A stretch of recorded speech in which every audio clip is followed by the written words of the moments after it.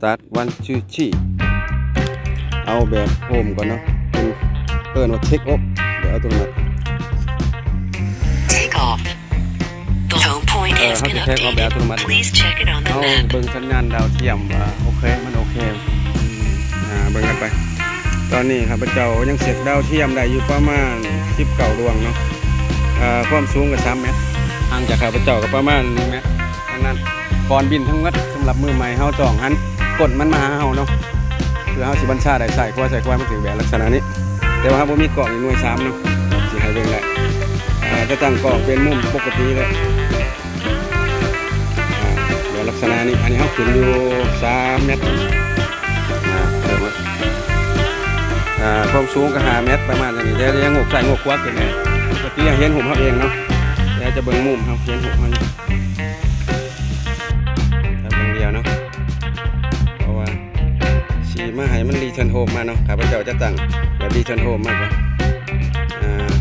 บ่ได้บันทึกเนาะเพราะว่าแบตเฮายัง40ไปเฮาสิบันทึกนะหน้าจอมากก็แม่นแต่ว่าข้าพเจ้าจะให้มัน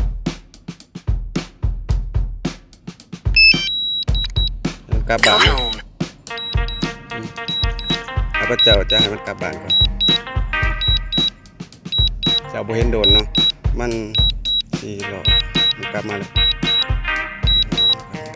บันทึกหน้าจอนั่นก่อนกลับมาแล้วเนาะกลับมาแล้ว200เจ้าของมัน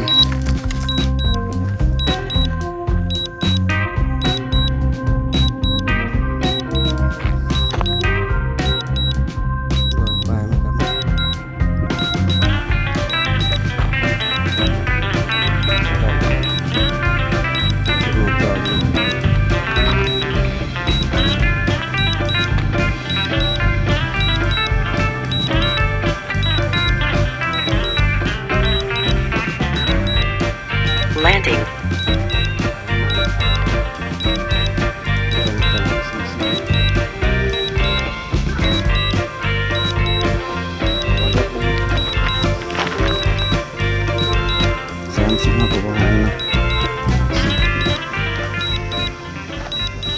ตอนนี้ข้าพเจ้าตั้งกลับเองเนาะรีเทิร์นโฮมเนาะเพราะมันไปได้400ข้าพเจ้าบ่สามารถเห็นโดยอันนี้มันมาโอ้เยี่ยมมันเช็คสถานที่มันได้เนาะเพื่อมาฮอดแล้วดีอกดีใจนำเนาะข้าพเจ้าบ่สามารถเห็นมันเพราะว่าแบตเตอรี่ก็ยัง40แบตเตอรี่ตัวรีโมทก็ยังสำนักเนาะมาฮอดแล้วมันจะเล่นดิ่งลงไปเลยข้าพเจ้าจะบ่มีกล่องถ่ายเอาเนาะแล้วก็หันมามุมกล่องให้เห็นข้าพเจ้าก่อนมันมาแล้วเนาะเป็นข้าพเจ้าจะออกมามันเบิ่งนะกลางแกะมันจะลงฮะลงเองมัน